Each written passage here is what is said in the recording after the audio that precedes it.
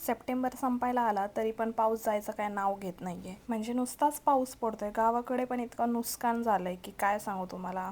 तुमच्या गावाला पण असं काही झालंय का नक्की कमेंटमध्ये सांगा. पाऊस येत होता म्हणून डमरूला खेळायचं होता पाण्यात, पण मी त्याला काही खेळू दिलं नाही. परत सर्दी वगैरे होती, परत डोक्याला ताप. मी पण ब्रश वगैरे केला. उमेश बसलेला सकाळीच मोबाईल चिवडत, काहीतरी काम चाललं होतं त्याचं एडिटिंगचं.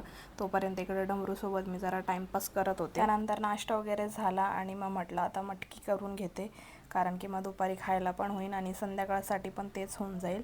मग एकदाच करून घेतलं. आणि आज क्लासला तर काही जायचं नव्हतं, संडे होता म्हणून जरा आरामातच चाललेलं सगळं. उमेश पण गेलेला बाहेर, त्याचं काहीतरी काम होतं. कढीपत्ता तेलात टाकताना मला खूप भीती वाटते म्हणून मी साईडला होते. तुम्हाला पण वाटते का अशी भीती? खूप उडतं ते अंगावर आणि खूप चटका बसतो, म्हणून मी असं करत होते. त्यानंतर उमेश पण आल्याला आणि मग आम्ही जरा झोपलेलं संध्याकाळचं. तर आमचा डमरू बघा कसा धिगाणा करत होता. मग जरा 6 वाजता बाहेर आलो तर बघा तरी पण पाऊस चालूच होता. इतका पाऊस पडतो की काय कंटाळा आला. डमरू आणि मी सेम तोंड करत होतो. तोपर्यंत मम्मीला बघितलं तर मम्मी बघा कशी झोपेतून उठून बसली की काय झालंय नेमकं. संध्याकाळचा चहा बनवायला घेतला आणि म्हटलं त्याच्यासोबत आता मुरमुरे पण खावा. तर असा होता दिवस. भेटू त्याच्या ब्लॉगमध्ये. बाय.